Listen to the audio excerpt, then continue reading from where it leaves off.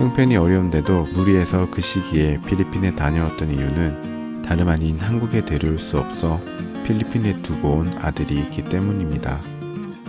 당신이 나의 미래가 되고 내가 당신의 미래가 되어도 좋다면 저와 결혼해 주세요.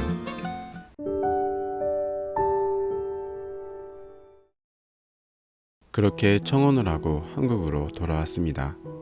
여자친구와 결혼하기로 했으니 부모님께 가장 먼저 말씀드려야 했습니다.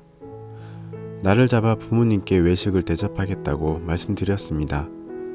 당일 갑자기 아버지께서 급한 일로 못 오시게 되어 어머니랑 둘이 식사하게 되었습니다. 오히려 다행이라 생각했습니다. 어머니는 나의 가장 큰 마음의 지지자이며 영원한 아군이시기 때문입니다. 식사가 끝날 무렵 얼마 전부터 어머니께서 궁금해하셨던 커플 반지에 대한 이야기를 꺼냈습니다. 지난 수년간 외국인하고만 교제해 와서 외국인 여자친구가 낯설지는 않으실 것 같았습니다. 다만 처음 만나는 후진국 여성인데다 나이 차이도 많아 어떤 의미에서 내심 걱정이 많으셨던 것 같았습니다. 어머니께 여자친구 사진을 보여드리며 결혼하겠다고 말씀드렸습니다. 제 이야기를 긴장한 모습으로 듣고 계시던 어머니께서 떨리는 목소리로 말씀하셨습니다. 왠지 그럴 것 같아서 걱정했는데 사실이 되어 충격을 많이 받으셨다고 합니다. 그렇게 장가를 보내고 싶어 하셨던 아들이 천생연분을 만나 드디어 결혼을 한다는데 걱정, 충격이란 단어가 저에겐 어색할 뿐이었습니다. 이렇게 이쁘고 착하고 아들을 끔찍하게 사랑하는 사람과 결혼을 한다는데 왜 그러실까?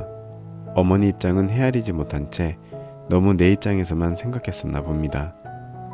다시 생각해보면 아버지께서 오시지 않으신 것도 강경하게 반대하실 아버지를 미리 염두에 두신 어머니의 배려가 아니었나 생각합니다. 아버지께서는 항상 한국인 며느리를 원하셨습니다.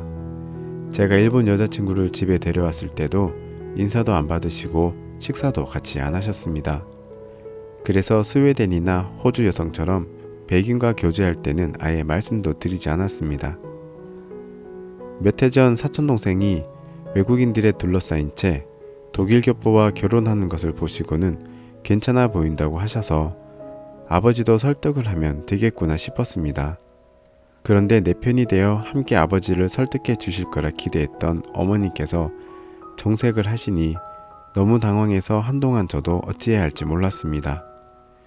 사실 어머니를 만나서 식사하고 대화하는 동안 필리핀에서는 여자친구가 예쁘게 차려입고 직접 뵐 수 없는 어머니께 화상으로라도 인사를 드리려고 몇 시간을 기다리고 있었습니다. 어머니께 직접 만나기는 어려우시겠지만 화상으로라도 만나보시면 좋은 사람인 걸 아실 거라 말씀드렸습니다. 어머니께 인사드리려고 몇 시간째 기다리고 있다고 말씀드렸더니 되려 크게 화를 내십니다. 지금은 그럴 기분이 아니라고 완강히 거절하십니다. 제가 어머니 기분을 너무 헤아리지 못한 걸까요? 서둘러 자리를 떠나버린 어머니를 뒤로하고 오랫동안 기다린 여자친구에게 도대체 무슨 말을 어떻게 해야 할지 생각이 나지 않았습니다. 여자친구는 시간이 많이 늦어지자 괜찮냐고 걱정하며 계속 메시지를 보내옵니다. 이제 한참을 기다리던 그녀로부터 계속 통화가 걸려옵니다. 차로 돌아가 조용한 곳에서 여자친구로부터 걸려온 화상통화를 받았습니다. 무슨 일이 있었냐고, 부모님은 어디 계시고 왜 혼자 차에 있냐고 물어봅니다. 아무 말도 할 수 없었습니다. 정말 벙어리처럼 아무 말도 할 수 없었습니다. 여자친구는 듣지 않아도 지금의 상황을 이해했는지 눈시울을 붉히더니 끝내 흐느끼 울기 시작하고 화도 내지 않은 채 한참을 그렇게 울기만 합니다. 저는 그저 미안하다고, 정말 미안하다고, 다음번에 인사드리자며 미안하다는 말밖에 하지 못했습니다. 그렇게 어머니와 이야기를 끝맺지 못한 것은 물론이고 아버지하고는 이야기도 하지 말라는 어머니 말씀에 부모님과는 어색한 시간을 보내고 있었습니다. 며칠 후 누나를 만났습니다. 내 얘기를 들어준 누나는 더 만나보고 결정하는 게 어떻겠냐. 한국에 데려와서 가족들과 만나고 연애하면서 설득해보는 것이 어떻겠냐고 조심스레 말해줍니다. 저도 그렇게 하고 싶지만 그녀가 결혼 전에는 비자 때문에 한국에 들어올 수 없다고 했습니다. 어쨌든 더 생각해봐라, 더 만나보라는 지극히 당연하고 차분한 조언이었습니다. 다만 예상과 달리 누나 역시 여자친구의 인사받기를 거절했고, 남자친구의 말을 듣고 다시 화상 채팅을 하기 위해 몇 시간째 기다리던 여자친구는 아무 말 없이 또 울기만 해야 했습니다. 밤새 우는 그녀를 어떻게 달래야 할지 몰라 그저 사랑한다고, 나는 포기하지 않을 거라고 또 말해주고 말해주는 게 제가 할 수 있는 전부였습니다. 저희 부모님은 독립심 강하게 자녀들을 교육하셨고, 성인이 된 이후 사생활에 간섭이 없던 터라 가족들도 무작정 저의 결혼을 반대할 수만은 없었습니다. 저를 설득하기 위해 차분하게 대화를 시작하지만 서로가 이미 내려놓은 결론에 다다르지 않자 감정은 격해지고 서로의 마음을 갈길갈길 찢는 대화가 날마다 이어졌습니다.